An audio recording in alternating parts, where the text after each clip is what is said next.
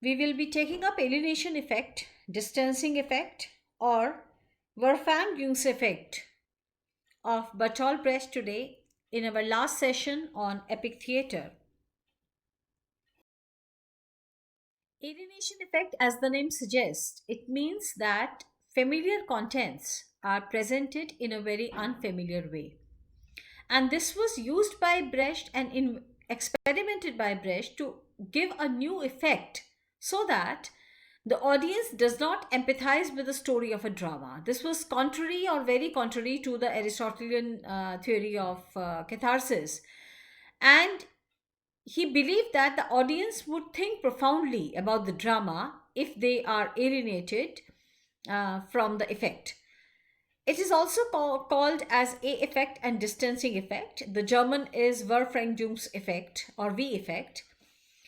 This is an idea which is central to the dramatic theory of, we know that German dramatist actor Brecht. It involves the use of techniques which were designed specifically to distance the audience from emotional involvement into the play through jolting reminders at times of the artificiality of the theatrical performance. The more artificial the theatrical performance would be, the more alienated the spectators and audience would feel.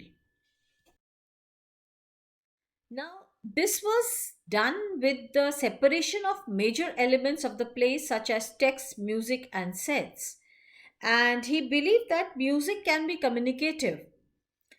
The method to put the effects into inverted commas.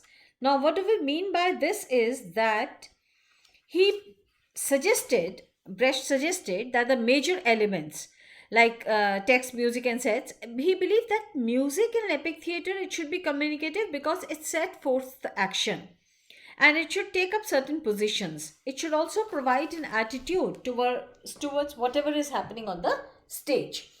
Now, among the various methods which he used to put the text into inverted commas was that he introduced the written word as a theatrical visual. The title of the scene, it was hung from the top of the stage, which provided the gist of the scene, and any kind of surprise, it was removed, and the spectator was provided a great amount of time to think about the action and adopt an attitude.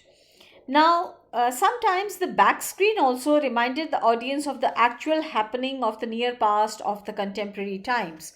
So, these theatrical devices or methods alienated the audience from getting swayed by the emotions of the play. Now, because Brecht was associated with Piscator in his early days, so the influence of him or the designer, music composer's influence, it helped him to translate his ideas, these ideas, into his concept or theory of epic theater. He tried to introduce this kind of a new system for acting because this would, according to him, would change the habits and mental attitudes of the actors, and he often expressed this in his interviews. um,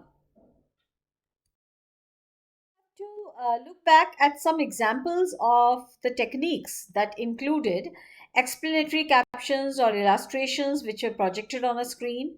Another was actors would step out of the character to lecture, summarize, or sing songs. We discussed this in our earlier slide as one of the techniques.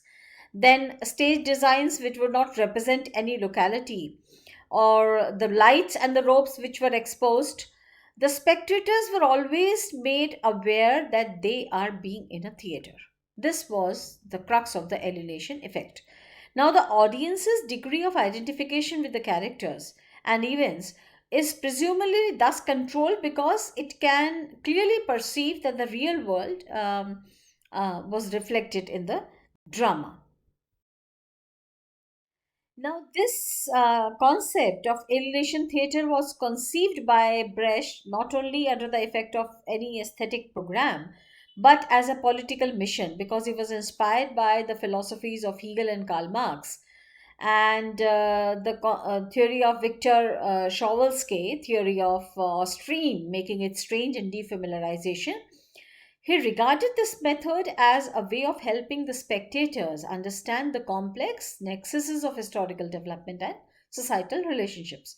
Now, by creating certain stage effects, which were very strange or unusual, he his intention was to assign the audience some active role in production by forcing them to ask questions or about why the environment is artificial and how an individual element is related to certain life events.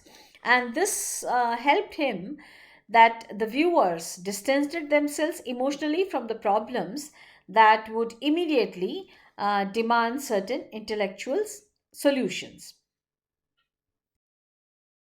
Now, we have to understand the history a little bit, go back into the past, because while Brecht was in exile during the Nazi regime in Germany, he watched the performance of an eminent Chinese actor, Mai Langfang, in Moscow, and he was immediately impressed because his performance were very cold, very classical, very objective. Now, this minor incident of watching his Lang Fang demonstrating and explaining uh, proved a kind of a turning point in Brecht's discovery of the tools for epic theater.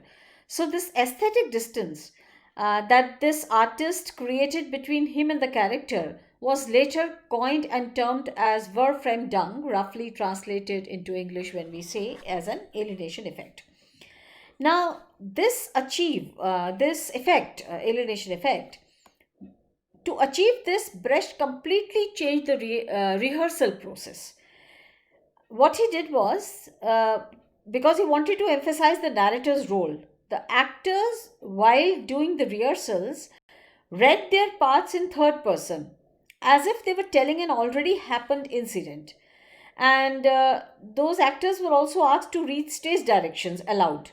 Say, for example, some stage direction has been given to the actor. He would read those stage directions aloud so that there was no chance of creating any suitable atmosphere for the play or to feel some kind of an empathy with the character. So, this kind of helped him to achieve this effect. Then we can say that new forms or new forms in writing were introduced to understand the subject matter. The we have to look into the job of the epic theater when we see that it was the aim was to develop an action, not to develop an action rather, but to represent certain conditions. So this gave the epic theater a new kind of a form to suit the subject matter. And similarly, when we look at acting, it also demanded certain new approach from the actors also, who were trained and accustomed to the techniques of realistic acting earlier. But this alienation effect could not have been implemented until and unless the acting element is incorporated into the text itself. So the training was consisted or designed in such a way or acting in such a way that they appeared oriented towards knowledge, and knowledge in return would be determined only by the content or the pauses or the stresses which were incorporated into the text itself. So this was a kind of an intellectual preparation of the actor. Now, when we look at the choice of viewpoint, we see that the epic actor would not always keep him at the center. So, this helped him to gradually deviate from the text or the content. Uh, the realistic plays of the Western drama, which showed the closer proximity of the events and the character, was not performant because the epic text was a kind of a narrative which does not created any kind of illusion as if the act was happening for the first time.